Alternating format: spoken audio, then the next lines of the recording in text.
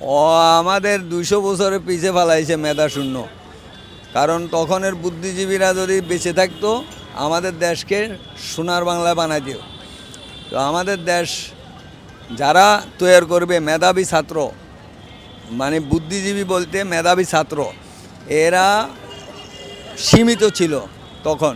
এই সীমিত যারা ছিল তারাই তাদেরকে জেলে রাখা হয়েছিল।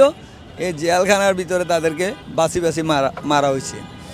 তো ওইটাতে আমাদের মেধা শূন্য হয়ে গেছে, আমাদের জাতিগত মেধা শূন্য হয়ে গেছে। এই জাতি 100 বছরে আমরা স্বাধীনতার পর থেকে আমরা সিধা হইতে পারিনি। এই পর্যন্ত এখনও আমাদের এই জাতিকে নিয়ে সিনিমিনি চলতেছে। তো এই জাতি কবে ঠিক হবে সেটাও আমরা জানি না, কারণ আমরা তো অনেক কষ্টে দেশ স্বাধীন হয়েছি। অনেক লোকের অত্যাচার, মৃত্যুর কারণে রক্ত, তারপরে নারী নির্যাতন, ঘরবাড়ি, মানে সর্বদিকে ক্ষতিগ্রস্ত হয়েছে। এই টাইপের অর্থবিত্ত সব হারাইয়া দেশ স্বাধীনটা হয়েছে। স্বাধীন দেশে তো আমরা এখনও বসবাস করতে পারি না, আমরা তো এখন নিরাপত্তায় ভুগিয়ে। তো আমাদের দেশটা সুন্দর চলক, সবাই মিলি আমরা করি কাজ, হারে জিতি নাই লাস, এটাই আমি চাই। আমার দৃষ্টিকোণে সবাই মিলি করি কাজ, হারে জিতি নাই লাস। কারণ হিংসা অহংকার থেকে তো আমাদের দেশটা এভাবে পতন হইতেছে। এখন আপনি কেউ টাকা আলো হয়েছে, তার হিংসা বাড়ি গেছে, তার থেকে আরও টাকা আলো হয়েছে, তার হিংসা বাড়ি গেছে, অহংকার বাড়ি গেছে। এটাই আমাদের জাতির অধপতন।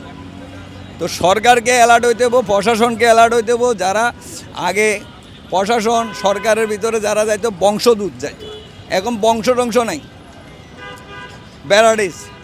এই কারণে আমাদের দেশে হট্টগোল। কারণ শিক্ষিত শিক্ষিতর ভিতরে কুশিক্ষিত আছে, সুশিক্ষিত আছে। এখন সুশিক্ষিত হলো বংশদূত, বংশ পরিক্রমা। ওই ফ্যামিলি থেকে যদি একটা ছেলে রাষ্ট্র পরিচালনা যে কোনো চেয়ারে বসে, তখন ওই দেশটা সুন্দর চলবে। এখন হেতের বাপ আসিল ডাকাত, হেতের দাদা আসিল চোর, হেতেরে বানাইছে আমরা মন্ত্রী, তো এত তো চুরিয়ে করবো।